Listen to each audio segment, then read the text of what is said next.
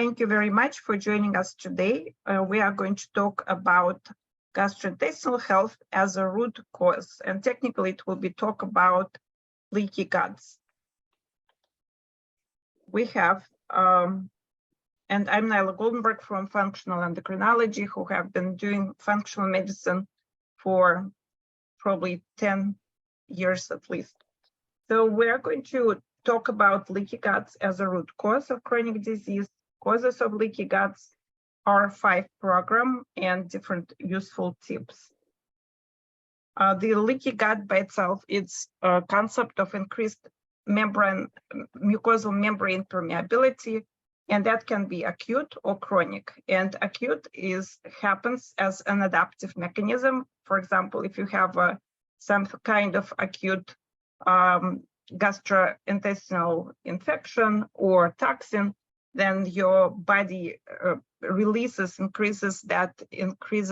mucosal permeability, and that allows for extra fluid and nutrients to flood into the guts. And that's technically what causes the diarrhea with acute food poisoning and such. But many other things can create more low grade of leaky guts, and that could be chemotherapy, radiation therapy, broad spectrum antibiotics, different foods.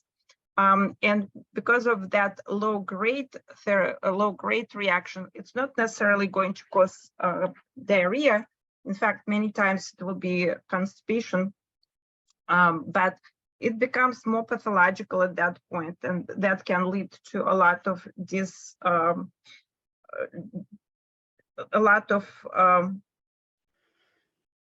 problems with different immunological responses. And you can see there is listed here T cells programming and so on.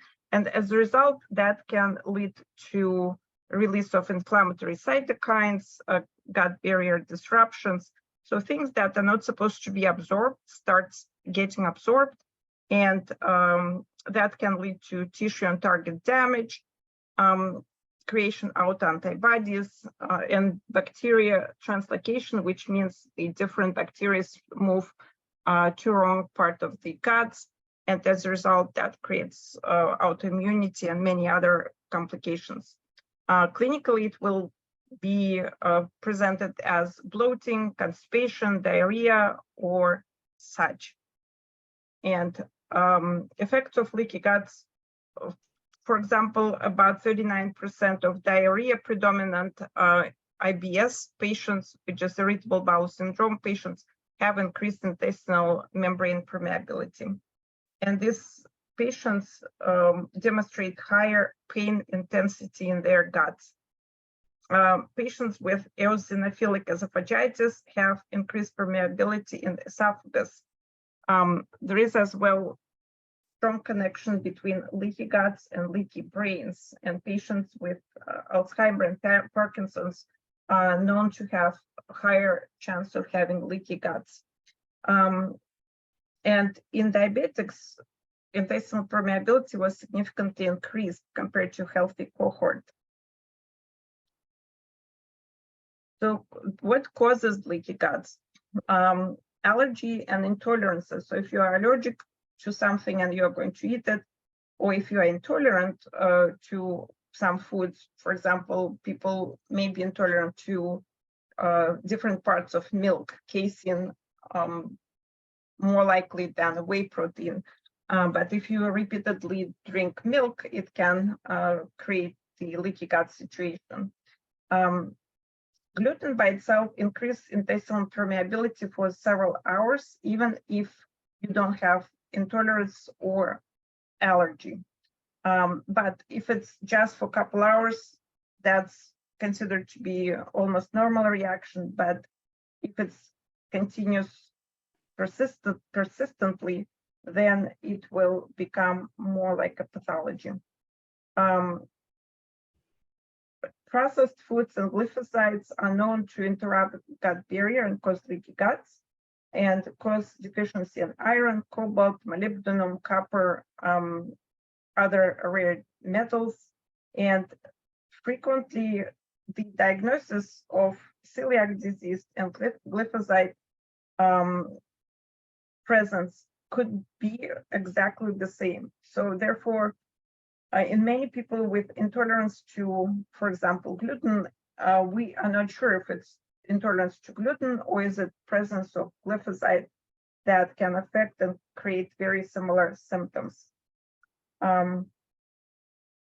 Celiac disease is frequently causes problems, deficiency in tryptophan, tyrosine, methionine, and selenomethionine, and exactly same stuff happens with glyphosate. When you have high stress, that causes change in vagus and sympathetic to parasympathetic system regulation. And as we know, parasympathetic is more eat and digest, and sympathetic is your flight and fight reaction. So if you are under chronic psychological stress, you are more likely to have sympathetic system overdrive, and as a result, your guts are not going to be in a status to process food properly. So all of our psychological stresses, circadian disruptions, sleep deprivations, they all will create similar outcome on this parasympathetic to sympathetic system balance, and therefore will be negatively affecting our guts. Even changes in your environment, like traveling to high altitude, change in heat or cold suddenly without previous adaptation, that will affect your guts. That's why probably many people who travel develop different issues with guts. May have diarrhea, may have constipation for several days, because that is a stress to your body. Other things will affect it is toxins and pollutants, chemotherapy and radiation, and even too much of physical activity. You don't want to be a couch potato. It's definitely very important to move regularly to have good, robust gastrointestinal system, but too much of exercise can be detrimental for your gut health too. Different pathogens. You could have parasites. I do stool analysis fairly frequently. I would say probably 5 to 10% of my patients have parasites that they were not aware of before. Then there could be acute bacterial infection, or there could be more chronic bacteriosis, meaning bacteria are either disbalanced because previous use of antibiotics, or the displacement of bacteria from one part of the guts to another. Frequently, for example, if person takes stomach acid reducing medications, that allows to displace those bacteria, because where it used to be, for example, stomach used to be very acidic, now it's not acidic, and therefore suddenly it's a good space for fungal infection or bacterial infection that cannot tolerate more acidic environment. And that's where SIBO and C4, small intestinal bacterial overgrowth or small intestinal fungal overgrowth or infection, can play a role. The diagnosis, there are different tests that we can utilize. One of the most commonly used by me is stool analysis. Even though I'm an endocrinologist, I probably do stool analysis almost in all the patients who are first coming to us, to our practice. And I'll show you the actual stool analysis report to kind of make you aware of what we can see and what we can find. There are other analysis, other testing, like nutritional evaluation markers, NutriVal from Genova. They do show markers of dysbiosis, like elevated certain benzoic acid, hippuric acid, or arabinose will indicate presence of yeast. It doesn't tell you where it is. It just tells you, yeah, there is something is going on. Plus, there are some markers of malabsorption. You can do breath tests for small intestinal bacterial overgrowth, where people drink special version of sugary substance, and it becomes good substance to digest for bacteria that are sitting in the wrong part of the guts. And because of that, we notice either increase in hydrogen or methane production, and those gases could be detected between 1 and 3 hours after ingestion of that sugary drink. H. pylori detection could be done by different things, could be in stool and blood. Stool probably is more accurate, and you could find it on EGD, which is endoscopy probe directly from the stomach lining. And H. pylori is Helicobacter pylori that could survive in stomach acid environment. It kind of surrounds itself with a small area of less acidic environment, but it's actually associated with a lot of different stomach pathologies, and including stomach ulcers. It predisposes people for stomach cancer. It's more common in third world countries, but honestly could be present in the United States and can wreak havoc in our gastrointestinal system. So this is the example of report. I like the GI report, GI 2200 report from Genova, because it allows you to see different parts. This test, unfortunately, is not covered by a lot of insurances. The TRICARE, which is governmental insurance for military personnel, they will cover it, and special advanced Medicare insurances will cover it. Now, what this particular part shows, it's kind of overview. It shows what you can find in a stool. It shows markers of digestion, maldigestion, and this particular person has maybe a little bit reduction of protein digestion and fecal fat digestion. And it even gives suggestions what to use as a replacement: digestive enzyme, betaine, bile acids, apple cider vinegar, mindful eating habits, and digestive bitters for this portion. This particular person has 0 markers for maldigestion, as well as for inflammation, mild dysbiosis and metabolic imbalance, and high prevalence of infection. So as that, this gives you some ideas of what's happening in your guts. And because of that, I like this test.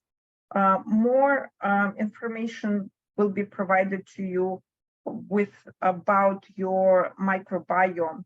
Do you have pro-inflammatory biome or bacteria, or methane dysbiosis, which frequently is part of small intestinal bacterial overgrowth? It's not directly measures SIBO or C4, but it will give you some indications of possibility. Then it gives you this information about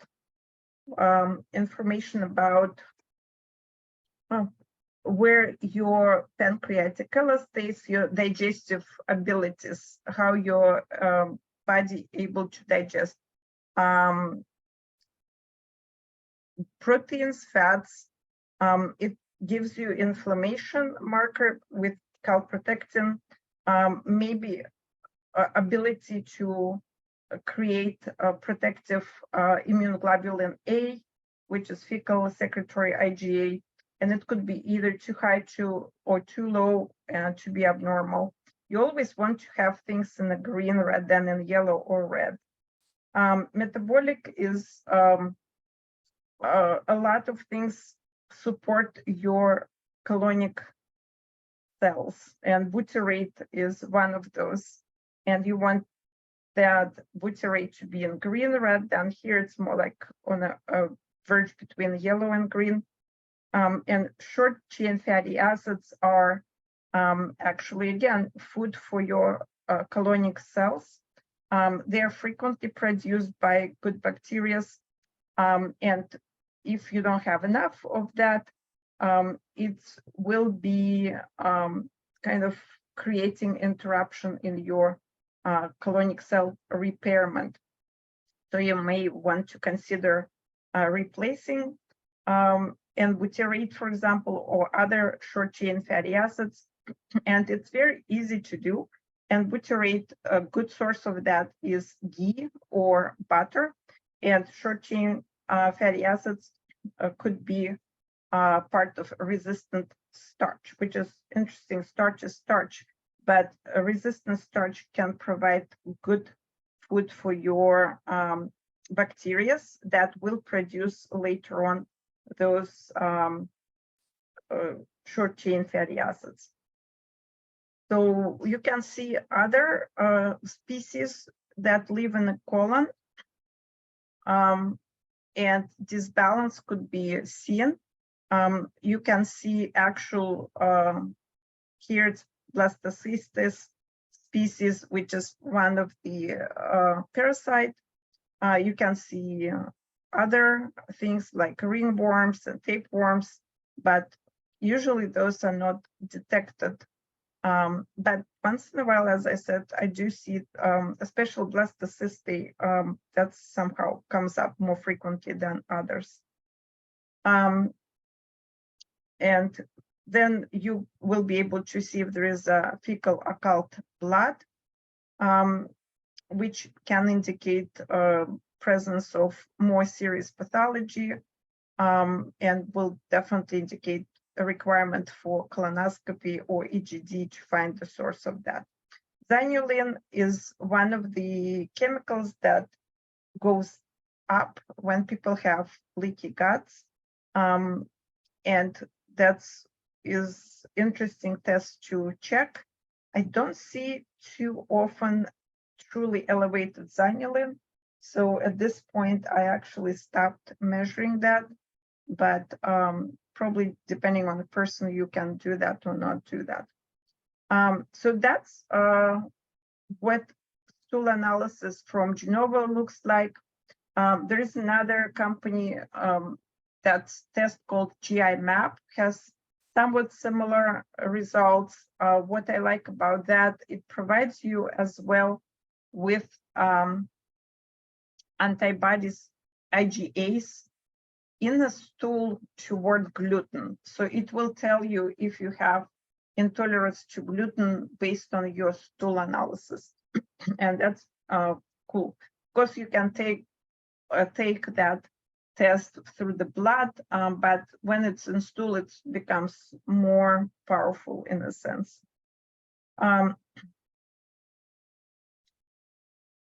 And with Genova, if you have wrong bacteria, it frequently gives you antibacterial or antibacterial medications or herbs that will work to eliminate those bacteria. So when you have some kind of pathology, 5R program works really well. And what are those 5 R's? They stand for remove, replace, re-inoculate, repair, and rebalance. So what do we remove? Remove everything. Stressors, try to reduce your emotional, physical stress, toxic loads, allergic foods, or foods that you are maybe intolerant. So doing elimination diet could be very good for this part of healing. Leaky gut, inducing foods like gluten and dairy, leaky gut inducing medication if it's possible, like PPIs if it's possible to reduce or remove. But again, you have to work with your practitioners when you are trying to change your medication. It's important to find if the person has parasites or other pathogenic bacteria and yeast, and then you may want to treat them with antifungal or antibacterial medications or herbs. And I got excited yesterday because I found out there's a company, Sign for Health, that has actually bacteriophages. And bacteriophages are special, small, tiny bacteria that attack different bacteria or funguses and kill them.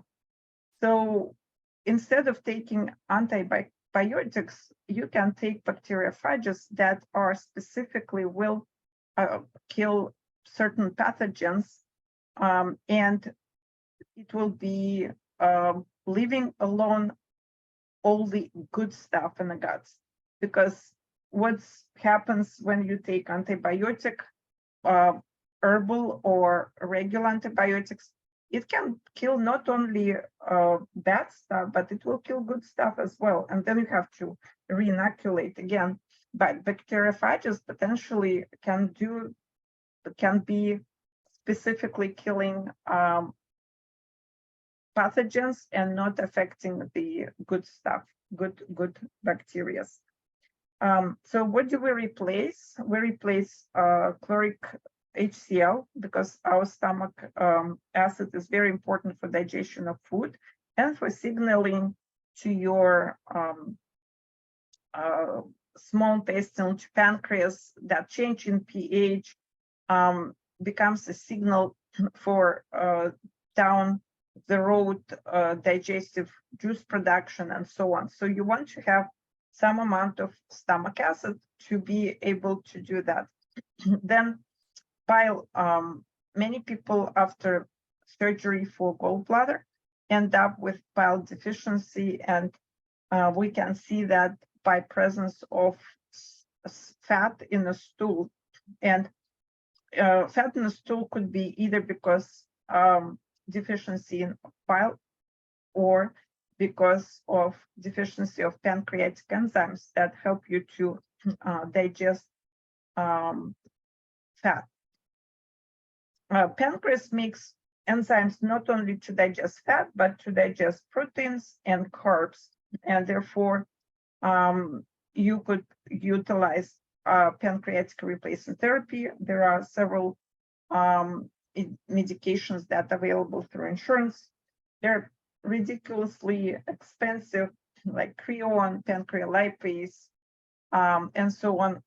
And they are not always covered by insurance, unfortunately. So there are non-prescriptional versions that could have enzymes. They're probably not as strong, not as much compared to prescriptional, but when people have dysfunction, that's usually is enough. If person has true pancreatic insufficiency, you may want to fight the insurance and actually use the high doses of pancreatic enzymes. So that's replaced. The next is re-inoculate. There are different probiotics that are available. You can use fermented food, including soy sauce and kefirs and yogurts, cheeses, pickles, kimchi, and even beer and wine. They're fermented foods.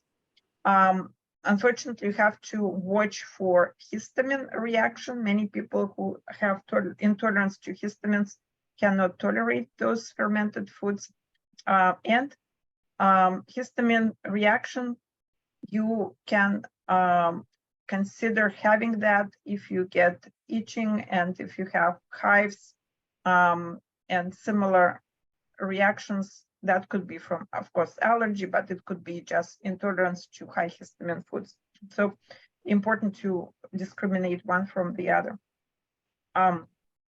So fermented foods are natural source of your probiotics, but then you can buy some probiotics. You can buy something called Akkermansia, Muciniphylla, and Akkermansia is great not only to decrease gut permeability, but improve blood sugars in type 2 diabetics, reduces A1C by about 0.5%. There are different lactobacilli that helps leaky guts, and apparently there's study showing it can reduce leaky guts in patients with chronic kidney disease, and it reduces inflammation and kidney fibrosis. I usually use a lot of VSL number 3 and Visbiome. That's shown to reduce a certain version of inflammatory bowel disease like ulcerative colitis, pouchitis, and I use that after in a reinoculation phase of treatment of GI protocol. Bifidobacterium infantis improves tight junctions, which improves leaky guts. Saccharomyces boulardii, a special version of that, known to relieve antibiotic-induced diarrhea. Bacillus coagulans is powerful probiotic and specifically helps with acute immune support in different countries. So there are studies that showing the importance of those probiotics, and of course, anecdotally, a lot of patients will report that they will feel better with their guts. There are some bacteria probiotics better for patients with diarrhea, some others for patients with constipation, and some people may not react well to probiotics if they have small intestinal bacterial overgrowth and it wasn't yet dealt with. So you want to deal with SIBO before you give probiotic, or you can try to give probiotic, and if patient cannot tolerate it, it could be again issue with high histamine, or it can be problem with SIBO, which we will want to treat. Prebiotic. Prebiotic is a food for bacteria. There are lots of them. In research, we know that inulin helps with sugar metabolism. It's part of chicory root. Again, not very good for people with SIBO. People frequently will develop a lot of bloating with inulin, so you have to be careful. But otherwise, it's great for patients with PCOS, insulin resistance, diabetes. It helps not only with guts, but with sugars. Arabinogalactans are shown to kill E. coli and shown to be anti-inflammatory. The sources of that will be kiwi and carrots. So don't forget to have your few carrots a day and few kiwis, or 1 kiwi a day. Butyrate, I mentioned that. The ghee and butter, great sources. Resistant starch, it's when you cook and then cool grains or potatoes. So cold potato salad is a great source of resistant starch, and somehow it has different properties compared to hot potatoes or hot grain. So good to try to add. And there are some fructose and oligosaccharides, different version of sugary substance that considered to be good, but not actual sugar. So next part is repair and restore. You can utilize all the supplements listed here. Omega-3s are great for you. Calcium, magnesium butyrate, turmeric, or curcumin. Glutamine, again, some people may have issues with high dose of glutamine if they have increased brain barrier permeability, because glutamine is an excitatory neurotransmitter, but it's worth trying small amounts and see how the person feels, and then you can consider with higher doses, and that will help with the guts healing. There's a zinc carnosine that could be used between 100 and 150 milligram a day. Licorice as DGL. Altai marshmallow, it's not marshmallow that you buy in a store and cook on fire. It's a herb that considered to be very healing. Slippery elm and quercetin.